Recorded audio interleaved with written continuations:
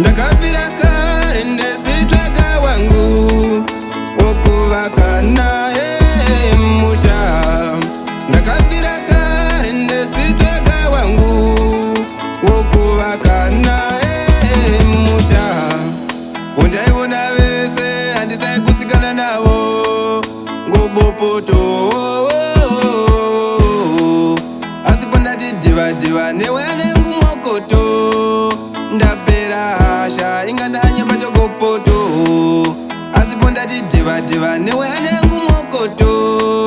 Ndapera hasha inga ndanyemba chogopoto. Nzima swile magezo wena mfana. Abatshali bamina balaba jahala kuniranza. Mufana wachihluli wayinsima. Hlanganisa abatshali bakho bamina bawulawula emuthado wena. Uthashibona sithalunga. Abatshali bamina batakuyemukela wemfana.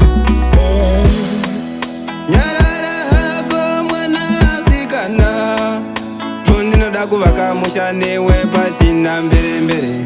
Vabereki vedu vapemberere, vesikuona wakasimira mweondere. Pamuchato wedu vachavona muravarava, ndakapfeka hembe yangu yemavaravara.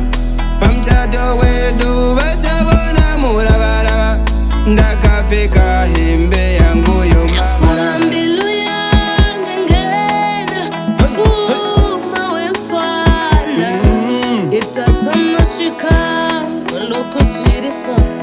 Akuna maka wemfana.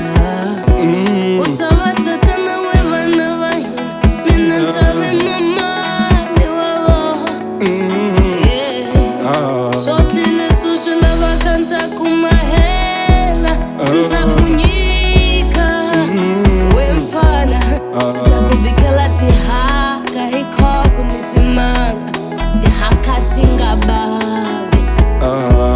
Akuna langa taihambanisa, akuhambana kufa.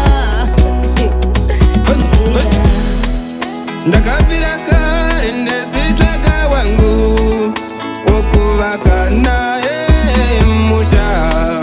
Ndakabvira kare ndezitsvaga wangu wokuvaka naye musha.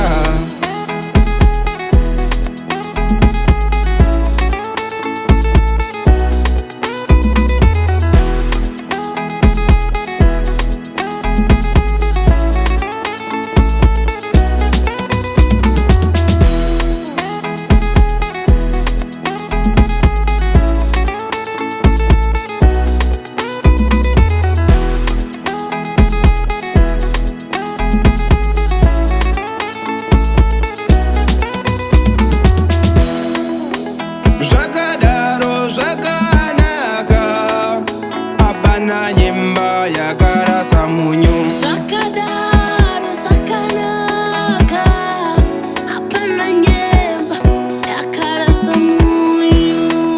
Tichagarisana takanamana, parudo wedu vandu vachaona minana. Tichagarisana takanamana, parudo wedu vandu